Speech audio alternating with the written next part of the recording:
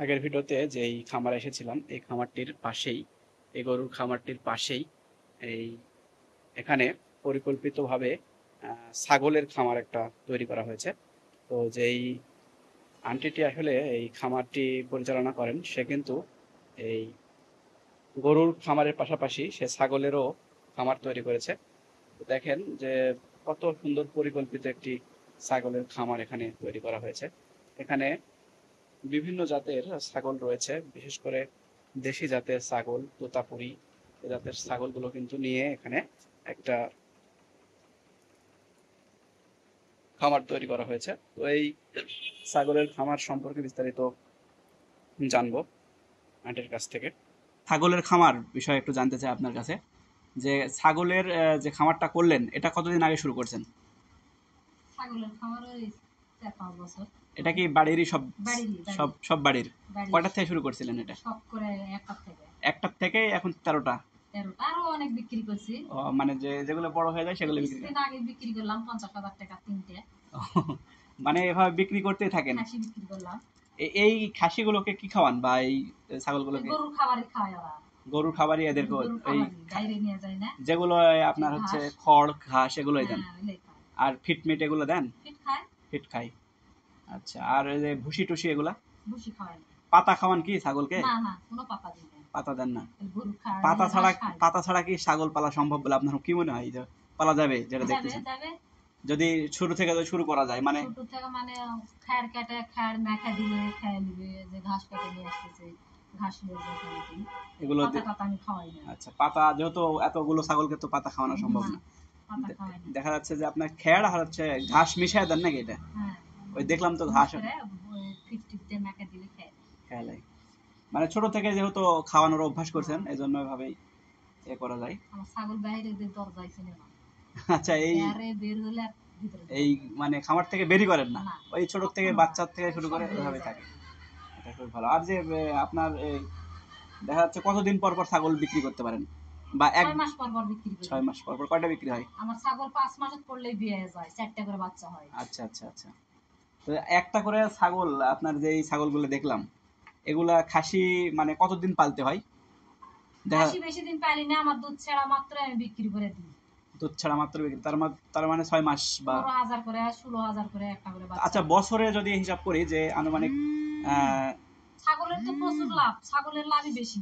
গরুর চেয়ে বছরে 2টা বিয়ান দেয়। ও আচ্ছা, তাহলে তো দেখা যাচ্ছে কয়টা এখন লাভ অনেক। এই মানে মা আছে কয়টা?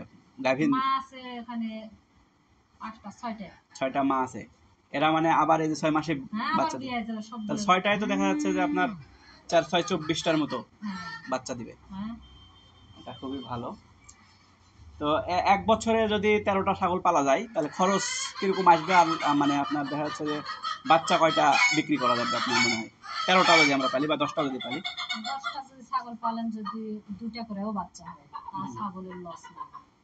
আচ্ছা, তারপরেও মানে খরচ কিরকম যায় মাসে? তেমন না তো, আর অত খরচ না। ওই গরুর খাবার খেতে দেন এই জন্য হয়তো ওটা আইডিয়া হিসাব করা নেই, এরকম হিসাব এখান করেন। থেকেই সামান্য একটু নিয়ে যাই দিল। আচ্ছা আচ্ছা, ওইভাবেই খেয়ে হয়ে যায়। আর হচ্ছে বছরে দেখা যাচ্ছে যে কয়টা বললেন বাচ্চা বিক্রি করা যাবে যদি 10টা পালি? 10টার যদি 2টা করে বাচ্চা হয় তাহলে 10 দুগুণ 20। 20টা 20টা যদি ছাগল বিক্রি করে তাহলে তো অনেক টাকা। অনেক টাকা।